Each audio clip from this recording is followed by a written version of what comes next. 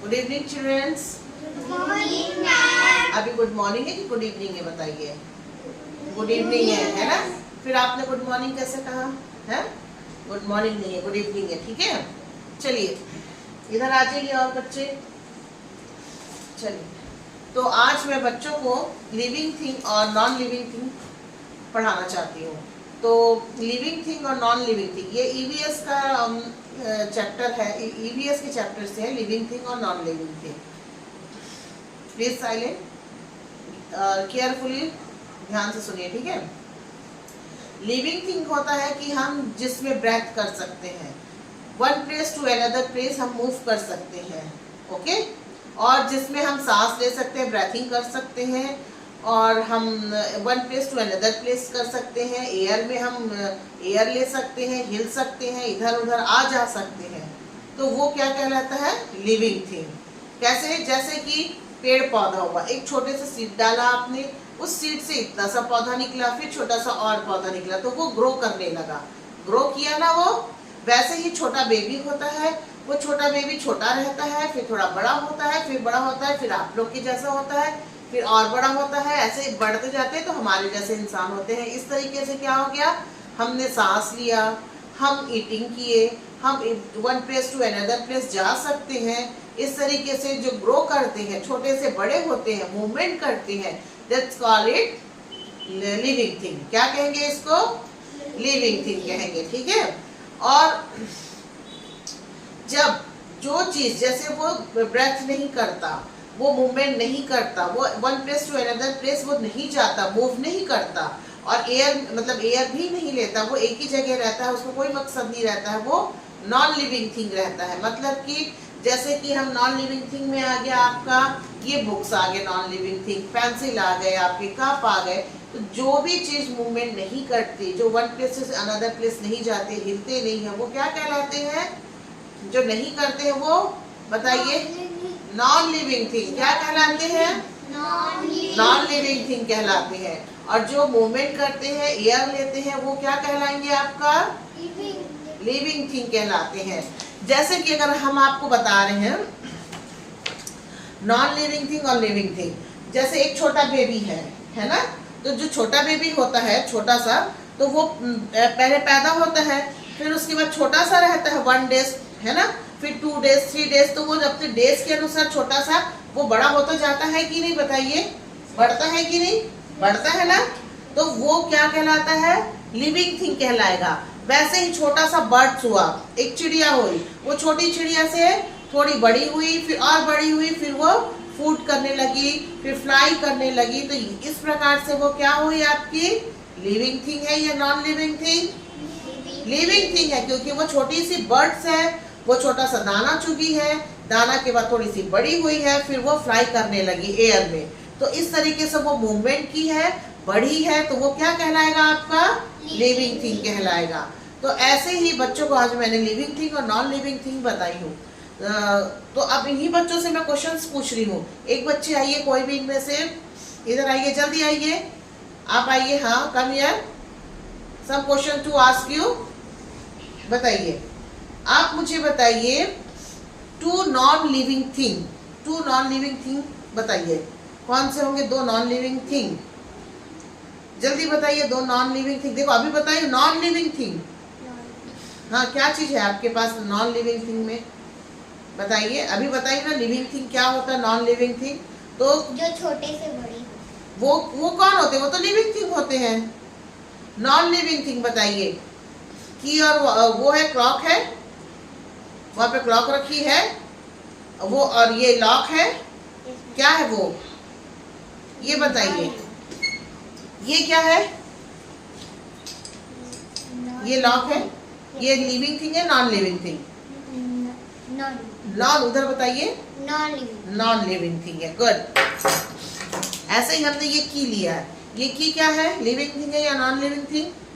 Living thing. ये living thing है, ये ब्रेथ लेता है, ये एयर में घूमता है, चलता है, तो फिर क्या है? ये नॉन लिविंग थिंग है।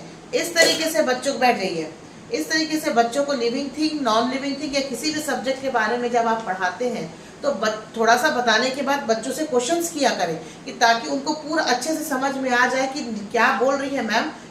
कोई भी सब्जेक्ट हो तो कोई भी आपका सब्जेक्ट उसके बारे में आप बच्चों को अच्छे से बताइए कि मैम क्या बोल रही है। ताकि आप उनसे क्वेश्चंस करेंगे, पूछेंगे, तभी आपको समझ में आएगा कि बच्चा कितना उसको कैच किया है, कि बच्चे ने उसको कितना कैच किया और बच्चे को कितना समझ आ रहा है कि नहीं। अगर आप बच्चे को किसी सब्जेक्ट के बारे में आप बता रहे हैं तो बच्चे ने कि उसको कितना कैच किया है, जब आप उससे पूछेंगे तभी आपको पता चलेगा कि बच्चे को कितना समझ आया है और वो कितना कैच कर पा रहा है। और उसको और आगे बढ़ाने के लिए, उसको और उसका पूरे होल उसको प्रोसेस बताने के लिए बच्चे से और पूछिए। तो अगर बच्चे वहाँ पे अटक रहे हैं तो आप उनसे पूछोगे ना तो उनका माइंड उस वक्त चलता है, आप पूछोगे तो माइंड उस वक्त चलेगा। तो आप जब उस वक्त उसको बताओगे कि देखो ये नॉन लिविंग थिंग है या जो भी है, ये ब्रेथ नहीं करता, ये मूवमेंट नहीं होता, तो वो बच्चा समझेगा कि हाँ ये ऐसा। उस वक्त प्रेजेंट टाइम में वो बच्चा समझता है। अगर आप क्लास में बिठा दिए, आप अपने घर में पढ़ा रहे हो और उसको बता रहे हो, बोल रहे तो हाँ हाँ हाँ हाँ कहेगा वो, लेकिन जब पूछोगे तो वो कुछ नहीं समझ पाएगा, एक नॉर्मल सी चीज़ वो नहीं समझ पाएगा। लेकिन जब आप बच्चों को खुद वहाँ पे बुलाओगे, एक एक बच्चे को पर्सनल, और पूछोगे कि ठीक है आपको मैंने non living thing living thing बताया, कोई बहुत बड़ी बात नहीं है वो। अब मैंने आप उस ऑब्जेक्ट को आप उनके सामने रखा, उस सब्जेक्ट को, और मैंने पूछा, बच्चा फिर सोचने लगा। देखिए इतना सरल है फिर भी वो सोच रहा है, हमारे लिए तो सरल है। वो सुन रहा था तो उसको लग रहा था हाँ ठीक है, लेकिन बच्चे को समझ नहीं आ रहा था वो। जब आप उसको पूछोगे प्रेजेंट टाइम में, आप उसके साथ प्रैक्टिकल लोगे कि हाँ बताइए और थोड़ा उसका प्रोसेस बताइए, तब आपको समझ में आएगा कि बच्चे को नहीं समझ आया है। ऐसे ही क्लास में भी होते हैं, बहुत बच्चे रहते हैं, आप एक पेन के बारे में भी बताओगे, एक टिश्यू पेपर के बारे में भी बताओगे ना, तो बच्चा को बहुत हाँ हमको आ गया। लेकिन जब आप पर्सनल उनसे पूछोगे तो उनको उसके बारे में नॉलेज नहीं रहता। इसलिए उनको जब आप पढ़ाने के बाद एक दो बच्चे से पर्सनल पूछिए, एक बच्चा से पूछोगे तो दूसरा बच्चा भी उसको देखते रहता है, थर्ड बच्चा भी उसको देखते रहता है, फिर वो सुनता है। कुछ बच्चे देखते हैं, कुछ नहीं देखते हैं।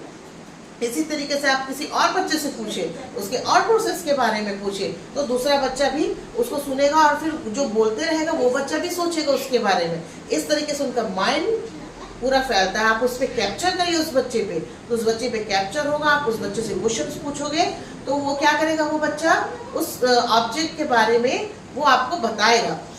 ठीक है, तो ये होता है बच्चों की पढ़ाई की स्टडी का। अब हम इसको आज लिविंग थिंग और नॉन लिविंग थिंग बताएं बच्चों को। इसमें ही अब आप एक काम कर सकते हैं कि आप इन्हें चार्ट बना के दे सकते हैं बच्चों को। आप उसमें मिक्स लिख दीजिए, गर्ल्स बॉयज, हाँ, pen pencil, fan, sheep, please silent, sheep, इस तरीके से, और अंकल, ग्रैंडफादर, ग्रैंडमदर, और उसमें आप एक लिविंग थिंग करिए, एक नॉन लिविंग थिंग करिए और चार्ट बनाइए। बच्चा उसमें से कैच कर उसको वो उसमें फिल करते जाएगा। तो इस तरीके से बच्चे की नॉलेज में वो समझ में आ जाता है। जो बच्चे की नॉलेज में नहीं समझ में आता तो वो बच्चा किसी उस बगल के वाले बच्चे को देखेगा या फिर टीचर्स उसको बताएगी कि नहीं यहाँ पे देखो, इसको आपको पकड़ना है, कैच करना है, लिविंग थिंग क्या है और नॉन लिविंग थिंग क्या है, कोई भी सब्जेक्ट के बारे में। यही एक प्रोसेस थॉट है पढ़ाई का। तो फिर वो बच्चा उसको करता है। Is that clear? एक बच्चा फिर से वापस आइए मेरे पास, एक बच्चा आइए वापस फिर से मेरे पास। चौबे जी आ जाइए, अब यहाँ पे खड़े होइए। टू लिविंग थिंग्स बताइए आप। हाँ, टू लिविंग थिंग्स बताइए। अभी मैंने आपको बताया ना लिविंग थिंग्स और नॉन लिविंग थिंग। अब लिविंग थिंग्स बताना है आपको। जो जीता है। उधर बताइए, जो जीता है। जीता है और जो नहीं जीता है। जो नहीं जीता क्या हो गया मतलब? ये तो आपने दोनों बोल दिया। जो ब्रेथ लेता है, ब्रेथिंग करता है, मूवमेंट करता है, one place to another place move करता है, वो क्या कहलाता है, लिविंग या नॉन लिविंग? तो कौन है ऐसा बताइए, दो चीज।